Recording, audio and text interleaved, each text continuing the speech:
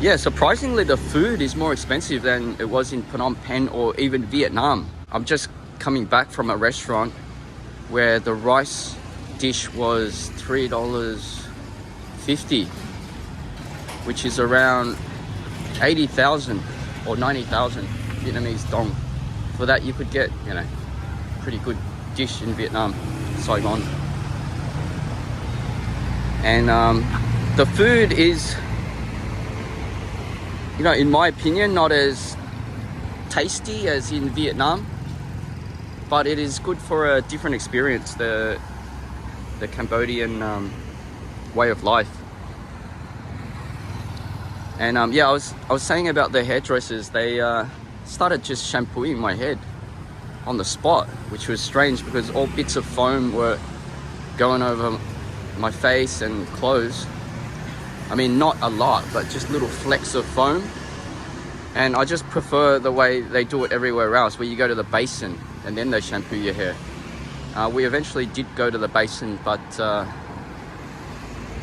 with little bits of shampoo running down my neck and back, which I didn't really get the purpose of that. Other little differences are customer service. In Cambodia, it's not as dedicated as in Vietnam. In Vietnam, people are out to make a dollar. They're really business minded, so that they are really in tune with the customer. Whereas, as I said in the previous video, the dude just laughed at me when I went into a guest house and asked for a room. And I'm not sure that would ever happen in Vietnam. Other little examples are you don't get hassled. I mean, I'm walking around, filming, and granted, this isn't much of a tourist town, although it is surprisingly more touristy than I thought. There's a tourist on a bike there.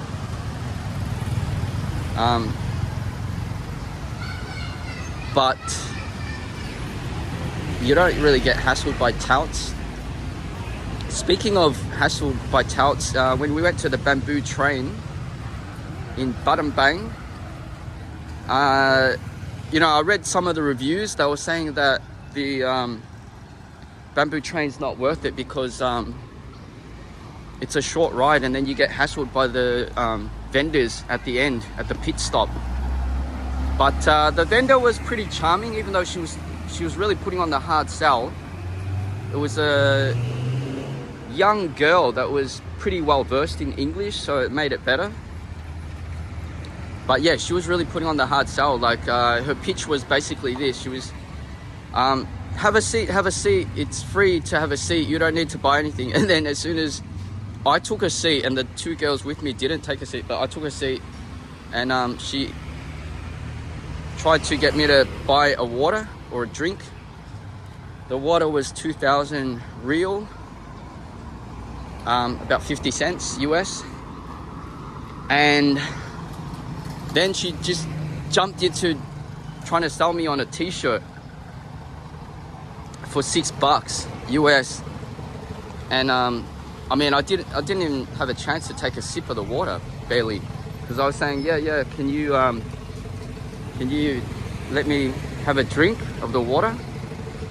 And she said she was just really intent on doing the sales pitch. So they wanted me to buy the t-shirt for $6. It was actually a nice t-shirt, Battambang t-shirt. But I didn't want to buy it, so I just said, I'll give you $2 for it, and they laughed. Then we ended up haggling, because I did want to contribute something, to the economy here. So I ended up buying the t-shirt for $4. Pretty nice t-shirt, maroon colored t-shirt of Battambang. Yeah, be prepared to get the hard sell. The two girls I was with, they were surrounded by these young children that were trying to sell them bangles, and they liked it. They liked it. But I heard that some other people got pissed off about the hard sales pitch. Seems very polarizing experience, because a lot of people said that was the highlight of their trip in Battambang, the bamboo train. Mainly the young crowd. It seems if you're a young traveler, you're really going to love the bamboo train. And the old people were more concerned about the safety aspect and the value for money and the sales pitch, you know. Yeah, another little thing I noticed was that even the young Cambodians here, they seem really fertile. Like the girl that we saw, her neighboring vendor apparently had 8 kids and she was 30 something. And it seems pretty common to have very large families here, even in the present day. I mean, that was a thing in Vietnam's past. In the past in Vietnam, people had really large families, like, you know, my grandparents and my cousins' grandparents. They basically all had about 6, 7, 8, 9 kids. But run it forward to the present day, the average Vietnamese family is quite small, 1 or 2 kids in the city, I think. And not even replacement rates. Like Vietnam's fallen under replacement rates. Whereas Cambodia, I think the birth rate is quite high. Oh, there's a gym here. Yeah, the birth rate is quite high in Cambodia still. Yeah, I went on a guided tour. That was my first ever guided tour. I'm actually staying at this hotel. It's called the Lux. Don't know if I recommend it. It's $15 the room I stayed at on the first night, just because, you know, like I told you, I got rejected from that first place with the laughing dude. The first ever laughing receptionist. So I just walked up to this joint and it looked pretty nice, so I booked in for $15, and it was a huge room because I'm, you know, traveling alone. So it was a huge room, probably overkill, but very beautiful room. Just like I said, overkill for what I need. So yeah, it's a bit windy now. Later I transferred to another room for $11 US, which seems more fitting. It doesn't have aircon though, it's just got a fan. Yeah, but overall I probably recommend it if you want a decent room for a decent price, not too cheap, not too expensive. $11 to $15. I heard of people staying in hostels. The German girl that I met at the Bat Cave, she was staying at a hostel called Pomme, P-O-M-M-E, Pomme, French for apple. And she said that it was good in terms of the social aspect. It seemed like a lot of travelers there. It was very busy, very social, but she was complaining about her room. It was basically a cross between a dorm and a room. You know, it was just a bed with thin partitioned, don't really call them walls, but like little bits of cardboard. And she said that early in the morning there was a lot of stomping around, a lot of noise, so she couldn't sleep. Like around 6:30, 7:30, it was already quite the racket. And I met a French guy, Martin, at the Bat Cave. He was like one of those real budget travelers, you know, like just penny pinchers. Cool guy, but he was staying at a place for I think around $4 or $3.50, something like that, a dorm. And yeah, he said it was good.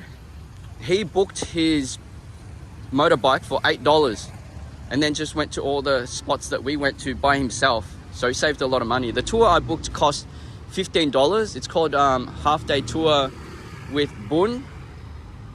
And the reason I booked it was because I wanted like you know, some insight into the Cambodian culture and the society, etc. Bit more of a detailed understanding. And you know, it's convenient. It's convenient to be driven everywhere by a tuk-tuk.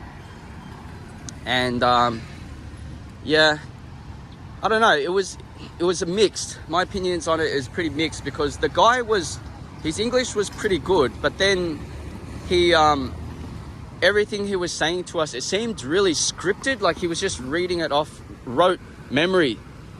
And there were little parts where he took a break and you know, took questions from us, but it wasn't much. Like he seemed on a time crunch.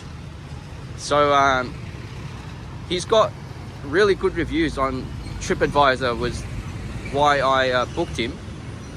But yeah, I think it's worth it. Like, you do get a chance to like speak to an actual local that speaks English pretty well, but then again, you are paying for it. Like, it costs us $15, whereas the French guy, he just hired a bike by himself for $8 and visited all the same spots. The French guy didn't even pay for a ticket to the Bat Cave, whereas the tuk-tuk guy charged us $5 for the bamboo train, and then he charged us a ticket entry for the Killing Caves. And I asked the French guy just said he didn't pay anything. The French guy just rocked up, parked his bike at the entrance to the Killing Cave. It's at the base of a mountain, and he just went in for free. So I think the ticket is optional to the Killing Cave. But yeah, the Killing Cave, I don't know if I'd recommend it. It's like, you know, you go to Southeast Asia, you want to be in a good mood, like, and most of the tourist attractions, they're all about the massacres, the genocides, the wars. Best to avoid it, probably, is my advice. Just avoid the War Museum, avoid the Killing Cave. Some people will probably say, you're a Philistine, Troy. You need to be educated about that kind of stuff. I mean, you can read about it when you get home. You don't need to, you know, you don't need to visit a cave to see skulls and a museum to appreciate the history of, you know, the black parts of history in these countries. This is the market in Battambang. It is quite laid back compared to Vietnam.